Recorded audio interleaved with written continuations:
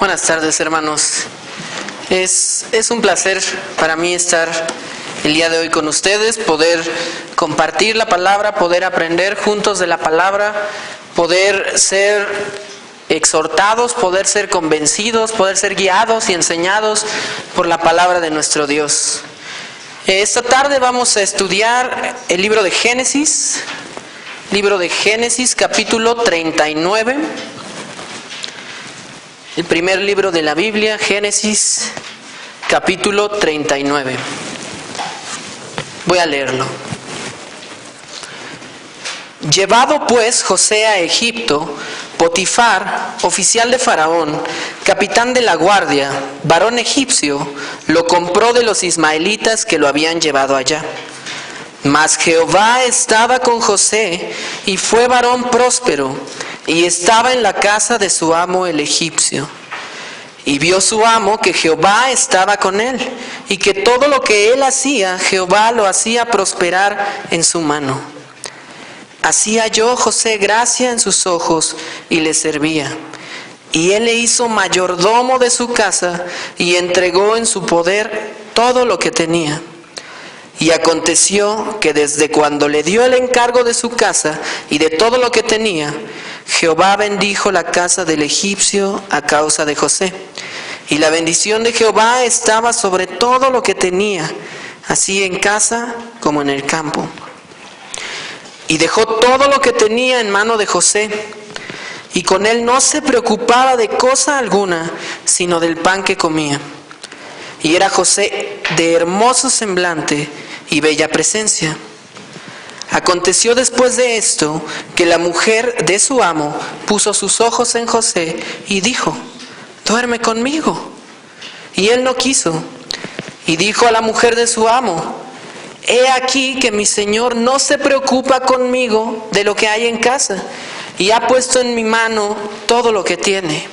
No hay otro mayor que yo en esta casa, y ninguna cosa me ha reservado sino a ti, por cuanto tú eres su mujer. ¿Cómo pues haría yo este grande mal y pecaría contra Dios? Hablando ella a José cada día, y no escuchándola a él para acostarse al lado de ella, para estar con ella, aconteció que entró él un día en casa para hacer su oficio. Y no había nadie de los de la casa allí. Y ella lo asió por su ropa, diciendo: duerme conmigo. Entonces él dejó su ropa en las manos de ella, y huyó y salió. Cuando vio ella que le había dejado su ropa en sus manos y había huido fuera, llamó a los de la casa y les habló diciendo: mirad, nos ha traído un hebreo para que hiciese burla de nosotros. Vino él a mí para dormir conmigo, y yo di grandes voces. Y viendo que yo alzaba la voz y gritaba, dejó junto a mí su ropa y huyó y salió. Y ella puso junto a sí la ropa de José hasta que vino su señor a su casa. Entonces le habló ella las mismas palabras diciendo: el siervo hebreo que nos trajiste vino a mí para deshonrarme. Y cuando yo alcé mi voz y grité, él dejó su ropa junto a mí y huyó fuera. Y sucedió que cuando oyó el amo de José las palabras que su mujer le hablaba, diciendo: así me ha tratado tu siervo, se encendió su furor. Y tomó su amo a José y lo puso en la cárcel, donde estaban los presos del rey, y estuvo allí en la cárcel. Pero Jehová estaba con José, y le extendió su misericordia, y le dio gracia en los ojos del jefe de la cárcel. Y el jefe de la cárcel entregó en mano de José el cuidado de todos los presos que había en aquella prisión. Todo lo que se hacía allí, él lo hacía. No necesitaba atender el jefe de la cárcel cosa alguna de las que estaban al cuidado de José, porque Jehová estaba con José, y lo que él hacía, Jehová lo prosperaba. Vamos a orar, hermanos. Señor nuestro, muchas gracias por tu bendita palabra. Gracias que podemos tenerla en nuestro idioma, que podemos estudiarla, que podemos juntos aprender cada día más de ti. aún nuestro Dios, de pasajes tan famosos. Muéstranos, oh Dios, lo que tú quieres para nosotros el día de hoy.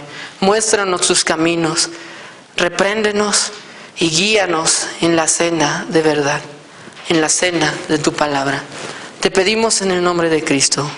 Amén. ¿Alguna vez se han preguntado qué es lo que nos frena para pecar? ¿Cuál es esa cosa que hace que nos detengamos cuando vamos a pecar? Cuando vamos a hacer algo malo. Normalmente para un incrédulo ni siquiera lo llamaría pecado, tal vez lo llamaría algo malo. Y su razón para frenarse obviamente son las consecuencias. Una persona que no tiene a Cristo, una persona que no es regenerado, se frena, se detiene de hacer el mal porque tiene miedo de las consecuencias. Tal vez alguien no asesina a otra persona porque no quiere terminar en la cárcel, porque no quiere sufrir las consecuencias de ese acto de maldad. Pero a veces, aún como cristianos, pensamos así. Eso es algo grave, porque nuestro enfoque para no pecar no debería estar jamás en las consecuencias de ese pecado. Vamos a ver en la historia de José, a través de esta pequeña parte de su historia, de este relato, cómo debemos reaccionar cuando somos tentados, cómo debemos reaccionar al pecado y por qué debe estar en nuestro corazón ese freno, esa detención para no pecar. Entonces, primero vamos con un poco de contexto. En el capítulo 37, en Génesis, podemos empezar a escuchar, a leer la historia de José. La primera cosa que leemos, la primera cosa importante ahí es que nos describe la relación que tenía con su padre, la relación también que tenía con sus hermanos. Como dice Génesis 37:3, su padre le amaba más que a todos sus hermanos, porque lo había tenido en la vejez. Y Génesis 37:4 nos dice que sus hermanos, a causa de eso, le aborrecían. Claramente, tal vez nosotros podemos verlo como ejemplo en nuestras familias. A veces decimos a nuestros padres: es que mi hermano es tu consentido, es que tú haces más por mi hermano y él tiene más privilegios, o lo quieres más porque es el menor, o lo quieres más porque es el mayor. Esa es nuestra tendencia a veces. Pero para los hermanos de José, llegó tan lejos que le aborrecían, que le odiaban, que no podían siquiera verle, que no se sentían cómodos al estar con él. Y para apoyar y para continuar ese odio, ese aborrecimiento de su parte hacia José, la siguiente cosa que vemos acerca de él es sus sueños. José empezó a tener estos sueños que Dios le daba. Dios empezó a hablar con José a través de los sueños. Y nosotros, desde una perspectiva donde ya hemos leído el libro de Génesis, donde ya hemos leído esta historia de José, sabemos cómo termina. Sabemos que esos sueños estaban prefigurando lo que vendría, prefigurando dónde estaría José como el segundo hombre más importante de Egipto para preservar la línea por la que después vendría nuestro Salvador. Pero José en ese momento no tenía claro cuál era exactamente el propósito de Dios. Iniciaron sus sueños, recuerdan, podemos recordar el sueño de los manojos, el sueño del sol, la luna y las estrellas, que, como les dije, prefiguraban aquella posición que tendría José. Pero obviamente sus hermanos, incluso su padre, no lo tomaban tan bien, porque no era normal. Sabemos que José no era el primogénito, José no era el mayor y no era el que naturalmente tenía que recibir este privilegio. No era el que naturalmente tendría que recibir o la herencia o podría ser usado por Dios para cosas así. Entonces eso alimentó aún más el odio de sus hermanos hacia él. Hasta que un día, ya sobrepasados, empiezan a conspirar contra él, empiezan a tramar su muerte. Recordamos que ellos querían matarle. Rubén intercede y dice que no manchen sus manos con la sangre de él. Y llegan al acuerdo de dejarlo en la cisterna, donde posteriormente vendrían los ismaelitas a sacarlo, a comprarlo y llevarlo a Egipto para venderle como esclavo. Y aquí inicia nuestro relato. Ese es nuestro contexto, ese es lo que José había tenido que vivir hasta ese momento. No había sido, como podemos ver, una vida fácil, no había sido, aún en su juventud, no habían sido años fáciles, era todo muy complicado. Tal vez él en su mente tampoco entendía perfectamente los propósitos de Dios, pero sí sabía que había un propósito. Entonces comenzamos. Capítulo 39, versículo 1 dice: llevado pues José a Egipto, Potifar, oficial de Faraón, capitán de la guardia, varón egipcio, lo compró de los ismaelitas que lo habían llevado allá. Entonces, esa es la continuación de después de que estaba en la cisterna y que le vendieron como esclavo, le llevaron a una tierra lejana, a Egipto. Aquí encontramos que la persona que lo compró era Potifar, un hombre prominente ante Faraón, un hombre de confianza, un hombre de puesto alto para Faraón. Leemos que era capitán de la guardia y él lo compró. Versículo 2 dice: mas Jehová estaba con José y fue varón próspero y estaba en la casa de su amo el egipcio. Esta frase aquí, mas Jehová estaba con José, creo que podemos verla repetida en este capítulo varias veces, pero aún si no con las mismas palabras, creo que podemos ver esta frase implícita en toda la historia de José. En general, en toda la historia del pueblo de Dios. Pero hablando de José, Dios estaba con él, Jehová estaba con él y le prosperaba. Estaba en una posición complicada, estaba en una posición donde no era muy cómodo, era un esclavo, realmente tenía que obedecer las órdenes de otra persona para trabajar para él, quisiera o no, era un esclavo, no tenía otra opción, estaba alejado de su familia. Pero aún dentro de todo eso, Jehová estaba con él, le prosperaba. Versículo 3 dice: y vio su amo que Jehová estaba con él y que todo lo que él hacía, Jehová lo hacía prosperar en su mano. Versículo 4: así halló José gracia en sus ojos y le servía, y él le hizo mayordomo de su casa y entregó en su poder todo lo que tenía. Entonces podemos ver claramente que esa mano de Dios ayudando a José, que esa frase que tenemos aquí de Dios estaba con José, Jehová estaba con José, era evidente. Potifar, una persona no conversa, una persona no cristiana, una persona mundana, podía verlo, era evidente. José estaba siendo diligente en su trabajo y siendo fiel a las enseñanzas que había recibido de Dios. Vamos a ver más adelante. Pero el punto aquí es que era evidente que Jehová estaba bendiciendo a José, aún en una posición dura como la esclavitud. Y el versículo 5 nos da más detalle. Dice: y aconteció que desde cuando le dio el encargo de su casa y de todo lo que tenía, Jehová bendijo la casa del egipcio a causa de José, y la bendición de Jehová estaba sobre todo lo que tenía, así en casa como en el campo. Y dejó todo lo que tenía en mano de José, y con él no se preocupaba de cosa alguna, sino del pan que comía. Entonces, hasta ahí. Evidentemente podían ver resultados, podían ver prosperidad, podían ver la mano de Dios con José y reflejándose en todas las cosas de la casa de Potifar, porque él le había encargado como mayordomo de todo lo que él tenía. de todos los quehaceres, de toda la administración.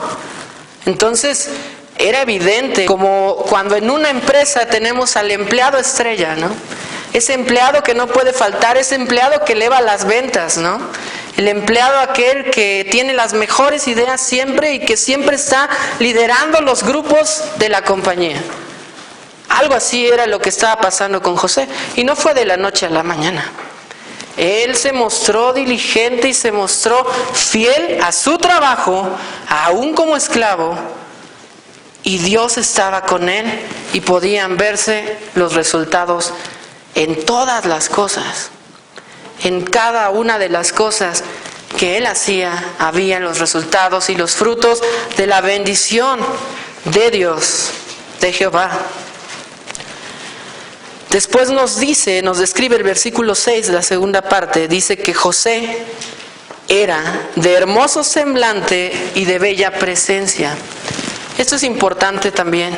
Esta descripción para un hombre se hace poco en la Biblia, también se hace para David, y realmente es la descripción de alguien muy guapo, muy hermoso, de un semblante casi angelical, como pudiéramos decir en el día a día, ¿no?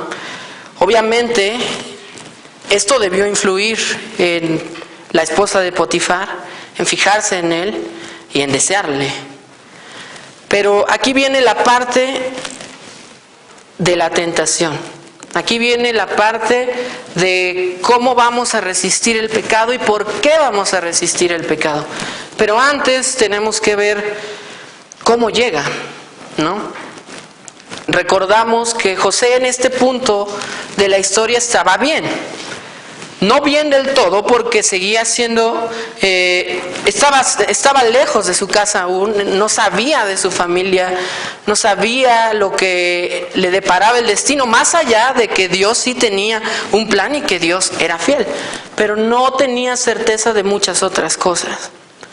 Entonces, pero él estaba bien, sabemos que estaba a cargo, sabemos que no estaba sufriendo, sabemos que no estaba siendo golpeado, por ejemplo, como muchos otros esclavos en ese tiempo. Estaba bien, estaba tranquilo, estaba haciendo su trabajo, estaba siendo diligente, se estaba dedicando a lo que tenía que hacer. Y en ese momento de tranquilidad, donde él estaba haciendo lo correcto, es ahí donde viene la tentación. Entonces, la primera lección para nosotros es: la tentación puede llegar en cualquier momento. La tentación puede llegar incluso cuando no estamos haciendo nada malo. Y por el contrario, estamos haciendo lo bueno. José no estaba haciendo otra cosa que no fuera lo que tenía que hacer. Él no estaba provocando, él no estaba coqueteando, él no estaba poniéndose en situaciones que lo llevaran a la tentación, pero de todas maneras llegó la tentación. Dice, versículo 7, aconteció después de esto que la mujer de su amo puso sus ojos en José y dijo: duerme conmigo. Y él no quiso, y dijo a la mujer de su amo: he aquí que mi señor no se preocupa conmigo de lo que hay en casa, y ha puesto en mi mano todo lo que tiene. No hay otro mayor que yo en esta casa, y ninguna cosa me ha reservado sino a ti, por cuanto tú eres su mujer. Y vamos a detenernos tantito antes de llegar al punto clave. Ella se acerca a él, ella llega, podemos imaginar de manera seductora, de manera provocativa, a pedirle que se acueste con él, a pedirle que duerma con ella, a pedirle entrar en un pecado. José se niega, José no quiso. Primero menciona la parte práctica, la parte natural que podríamos nosotros pensar, ¿no? No puedo hacer eso contra mi amo. Él ha puesto toda su confianza en mí. Yo simplemente soy un siervo aquí. No podría hacer ese mal. Él en su mente entendía que para los hombres estaba mal, que ese pecado estaba mal visto, era algo que no debía hacer. Él lo entendía de esa manera. Pero eso no fue el punto que lo hizo detenerse en su pecado. La siguiente parte dice: ¿cómo pues haría yo este grande mal y pecaría contra Dios? Esta es la clave de todo aquí. Esta es la clave en cuanto al pecado, en cuanto a resistir el pecado y en cuanto a, como vamos a ver, huir del pecado. José no solo estaba pensando en las consecuencias temporales en este mundo, que sí habría, porque era un pecado y era algo malo acostarse con una mujer que no es tu esposa, además la esposa de tu jefe, de alguien que hasta cierto punto te ha tratado bien, ha confiado en ti y ha dejado toda su casa, todas sus ocupaciones, todos sus pendientes en ti. Él entendía que eso estaba mal, pero entendía más allá que era pecado contra Dios. Y esa es la clave de todo. A veces no podemos detenernos de pecar porque ni aun las consecuencias más graves a veces son suficientes para detenernos. Pero lo que sí debería de ser es nuestro Dios. José no tenía toda la palabra de Dios que tenemos nosotros, obviamente. No estaba escrito los libros de la Biblia. Él no podía leer, él no podía ir a un versículo, pero estoy seguro y estamos seguros que él sí conocía a Dios profundamente. Él sabía quién era Dios y él sabía lo que había hecho Dios. Conocía las promesas de Dios también. La tradición en ese tiempo era oral. Obviamente se pasaba de generación en generación, se decía de los padres a los abuelos, a los nietos, y así es como el pueblo de Dios en ese entonces conocía de Él. Pero es evidente que José conocía profundamente a su Dios. Él sabía que era un Dios santo. En esa pregunta que él le hace, ¿cómo podré yo pecar contra Dios?, refleja ese dolor que deberíamos sentir cuando vamos a pecar. Dolor porque estamos pecando y estamos afrentando en contra del Dios santo y perfecto, en contra del Dios que, como a José, nos salvó y está con nosotros, así como con él.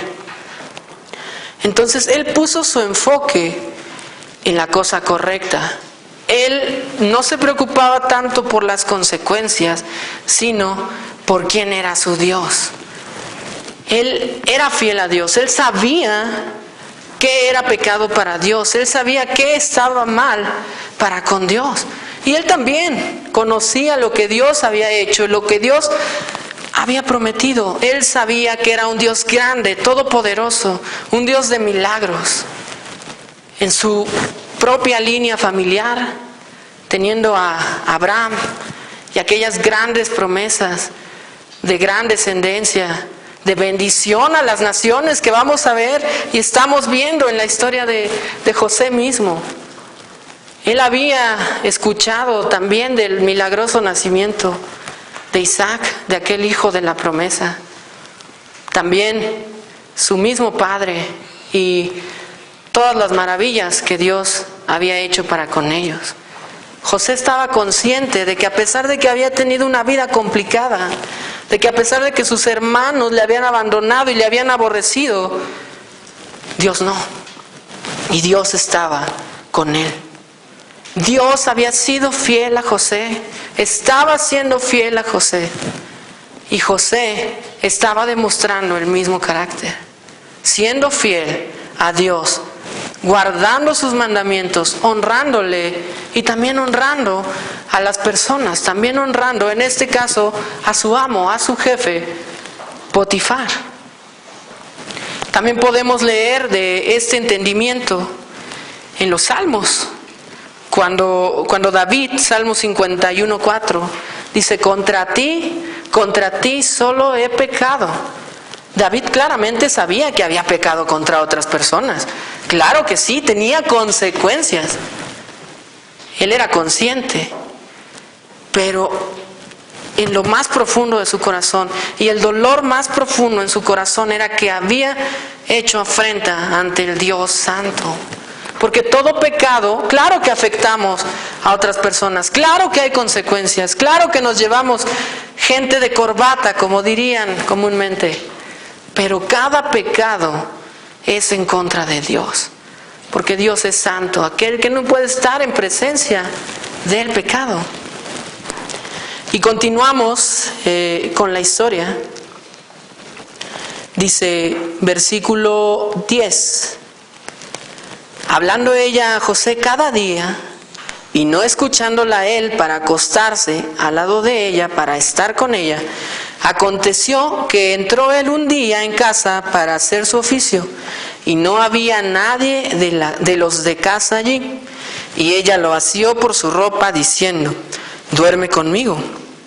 Entonces él dejó su ropa en las manos de ella y huyó y salió. Naturalmente, y es esta historia muy famosa cuando hablamos, cuando predicamos, cuando enseñamos acerca de huir del pecado. Obviamente este es un gran ejemplo porque literalmente estaba huyendo, estaba corriendo, estaba saliendo de ahí. Como ya hemos visto, el motivo era Dios mismo. Pensar en sus atributos, en quién Él es y en su fidelidad y en lo que había hecho y en lo que habría de hacer. O sea, el conocimiento pleno de nuestro Dios es nuestra mejor arma para huir de las tentaciones.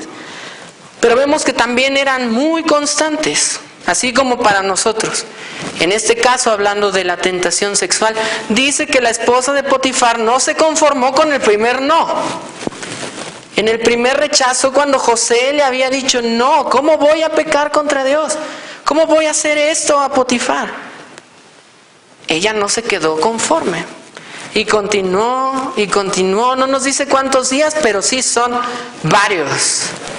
Y así continuó hasta llegar al clímax, hasta llegar al punto mayor de esta historia donde José huye.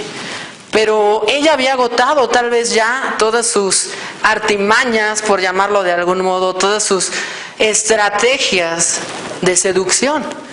Y no había podido convencer a José de pecar contra Dios. Hasta que un día, dice, no había nadie en la casa. José estaba haciendo su trabajo y ella se acerca y lo toma de la ropa y casi puedo imaginarle diciendo como: va a ser hoy no te vas a escapar. Y el acto siguiente fue José escapando, José huyendo. Le tomó de la ropa, hubo forcejeo incluso, dejó su ropa y salió corriendo. Esto es importante también porque si bien pensamos en lo bien que hizo José al salir huyendo de ahí, eso es correcto, es completamente correcto. Pero también debemos recordar que es Dios siendo fiel y es Dios cumpliendo también lo que Él nos dice. Si me acompañan a Primera de Corintios, libro de Primera de Corintios, capítulo 10.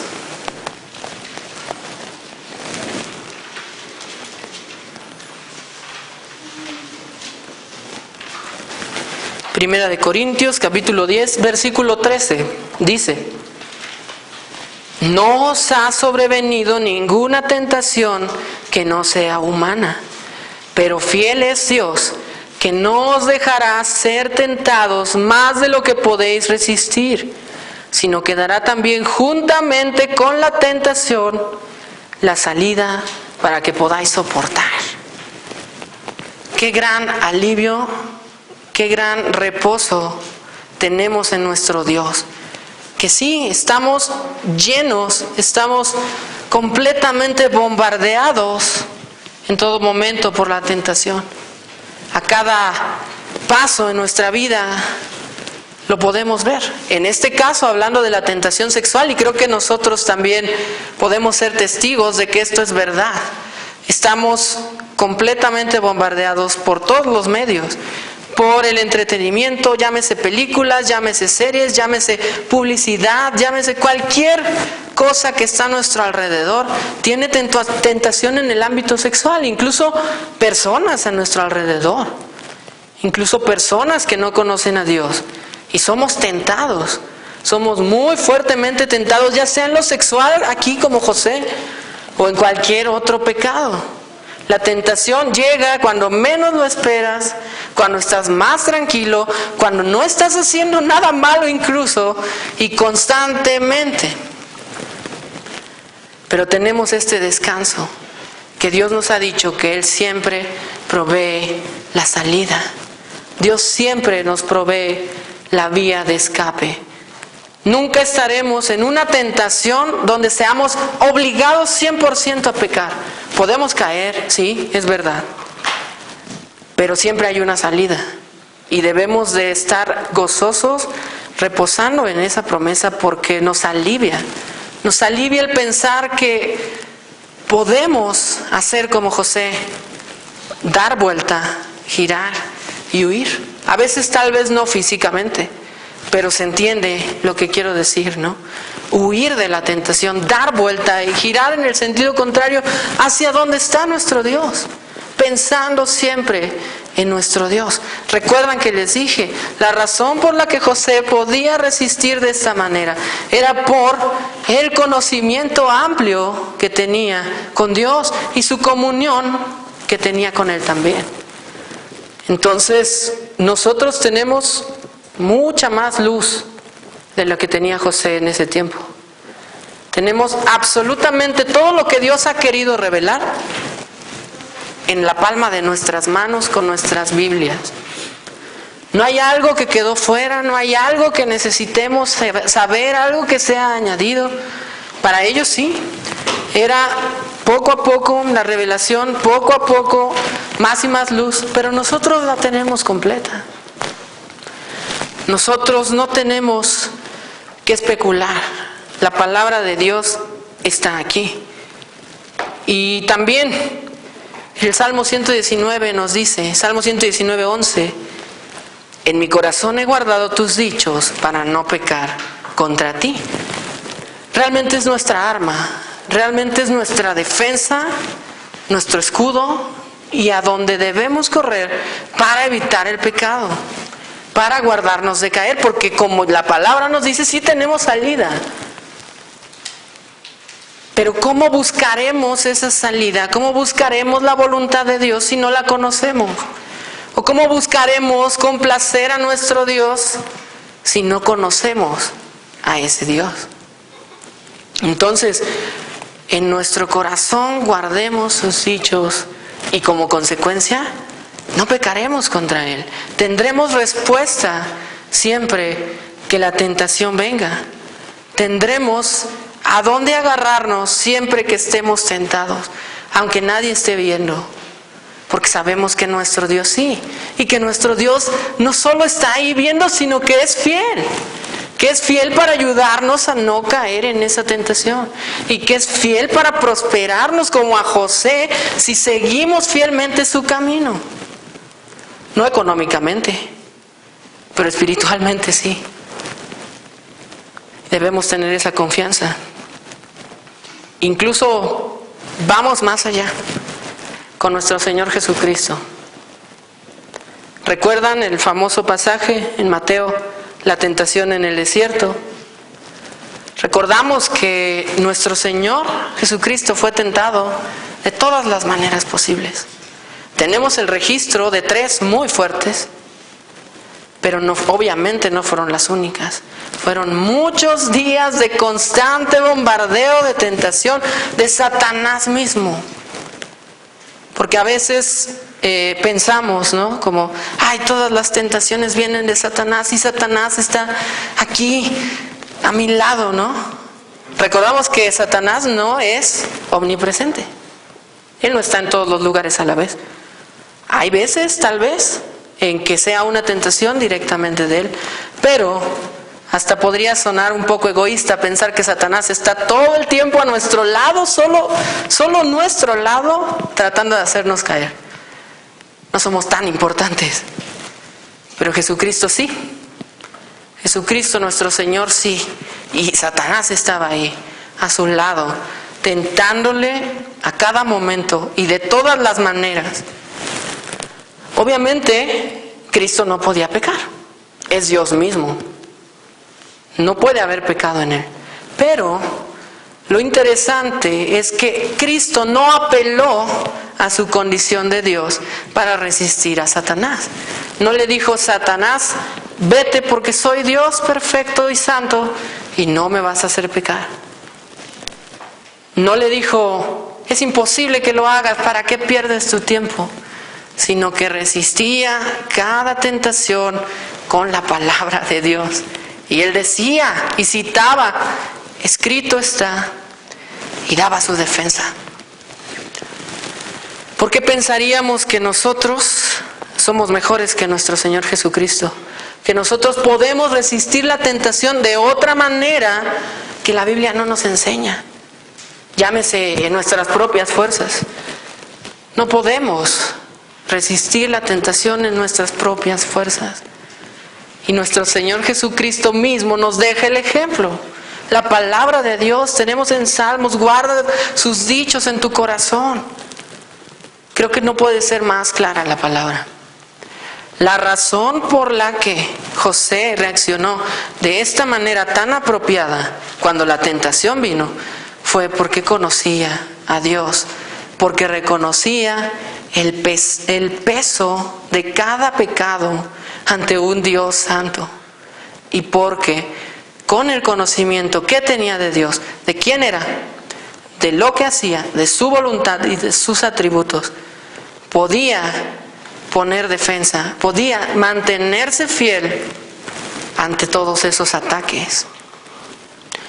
Y después continúa la historia, versículo 13, dice: la esposa de Potifar, cuando vio ella que le había dejado su ropa en sus manos y había huido afuera, llamó a los de la casa y les habló diciendo: mirad, nos ha traído un hebreo para que hiciese burla de nosotros. Vino él a mí para dormir conmigo y yo di grandes voces. Y viendo que yo alzaba la voz y gritaba, dejó junto a mí su ropa y huyó y salió. Y ella puso junto a sí la ropa de José hasta que vino su señor a su casa. Entonces le habló ella las mismas palabras diciendo: el siervo hebreo que nos trajiste vino a mí para deshonrarme. Y cuando yo alcé mi voz y grité, él dejó su ropa junto a mí y huyó fuera. Y sucedió que cuando oyó el amo de José las palabras que su mujer le hablaba, diciendo: así me ha tratado tu siervo, se encendió su furor. Entonces la siguiente cosa que pasa cuando José resiste la tentación y se mantiene fiel a Dios es algo malo. La esposa de Potifar literalmente estaba inventando lo opuesto a lo que había pasado. Ella estaba diciendo: él es el que vino a mí, él es el que intentó propasarse, él es el que intentó hacer esto conmigo. Y yo solo grité. Literalmente lo opuesto de lo que había pasado. Y es curioso porque esta tentación llegó cuando dice que no había nadie en la casa, ¿no? Muy probablemente la esposa de Potifar había puesto las condiciones propicias para eso. Es decir, si no podemos asegurar que ella hubiese mandado a todos a salir de la casa y hacer diferentes cosas, sí podemos inquirir que por lo menos ella conocía los horarios y conocía en qué momento era el perfecto para hacer eso. Entonces no había testigos, nadie había visto lo que había pasado. Y ella inventa esta historia con coraje, con resentimiento tal vez, de que no había podido cumplir su cometido y de que no había podido acostarse con este hombre. Entonces ella llama a los hombres de la casa y les dice: este esclavo intentó violarme. Y miren, aquí está su ropa que salió corriendo porque yo gritaba y ustedes iban a venir. Y de tan rápido que salió, aquí la dejó. Aquí está la prueba de lo que intentó hacer. Y casi como trofeo la guarda hasta que su marido regresa para contarle la misma historia, la misma mentira. Obviamente su esposo, Potifar, se enfurece. No era una acusación ligera, era un intento de violación de un esclavo hacia la esposa de un prominente hombre. Pero lo siguiente que ocurre, dice versículo 20, y tomó su amo a José y lo puso en la cárcel donde estaban los presos del rey, y estuvo allí en la cárcel. Esto a veces no nos parece tan sorprendente, nos parece algo triste. Después de haber visto a José mantenerse fiel, estar recibiendo consecuencias de algo que no hizo, nos parece incluso desalentador. Pero incluso en este pequeño detalle podemos ver la gran fidelidad de Dios. ¿Por qué? La esposa de Potifar acababa de decir: este esclavo, este siervo, me intentó violar. En ese tiempo ni siquiera se le hubiera dejado hablar cuando ya se le hubiera mandado matar. Era algo gravísimo. Aquí Dios preservó la vida de José a través de tal vez la experiencia de Potifar, porque lo más seguro es que él conocía que su esposa no era ninguna santa, que su esposa tenía esas tendencias. Además, recordamos que José había demostrado ser fiel. José había demostrado y había ganado la confianza de Potifar. Entonces, si tenemos esos dos elementos, una esposa que es conocida por esas tendencias y un hombre próspero a quien Dios estaba ayudando y en quien él tenía toda su confianza, esos son los medios que Dios usó para mostrar su fidelidad y no permitir que en ese momento José fuera matado, porque era lo que era normal para un intento de delito de ese calibre. Continuamos. 21, versículo 21. Pero Jehová estaba con José y le extendió su misericordia y le dio gracia en los ojos del jefe de la cárcel. Y el jefe de la cárcel entregó en mano de José el cuidado de todos los presos que había en aquella prisión. Todo lo que se hacía allí, él lo hacía. No necesitaba atender el jefe de la cárcel cosa alguna de las que estaban al cuidado de José, porque Jehová estaba con José y lo que él hacía, Jehová lo prosperaba. Otra vez, volvemos a ver esta repetición. En 3 versículos repetido 2 veces, Jehová estaba con José. Eso nos habla del propósito de Dios, primeramente, de su fidelidad en preservar las promesas que él había hecho. Y es curioso, ¿no? Porque siempre que parece que José está pasando un mal momento, siempre es exaltado hasta cierto punto. Lo vemos cuando llega como esclavo y termina siendo mayordomo, el más importante en la casa de su amo. Después, acusado injustamente, echado a la cárcel, preservado por Dios, pero también completamente bendecido por él. Y otra vez volvía a estar en autoridad, aún dentro de la cárcel, en un lugar pues donde normalmente no tienes derechos, normalmente no tienes privilegios. Dios estaba con José, Jehová estaba con José, estaba preservando, le estaba siendo fiel. Y eso lo podemos ver de continuo en toda su historia hasta que le puso en la segunda posición más importante de todo Egipto. Entonces, creo que podemos aprender muchas cosas aquí. Y como aplicación, primero, hablamos de cómo evitar el pecado, hablamos de cómo estar firmes cuando la tentación llega. Pero ¿qué pasa cuando no somos hijos de Dios?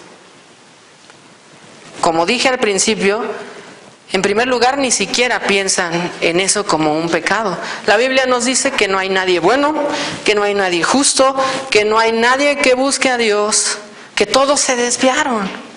Están sus ojos vendados. No pueden ver la diferencia entre bien y mal, la diferencia entre el Dios Santo y el pecado que está en su contra siempre.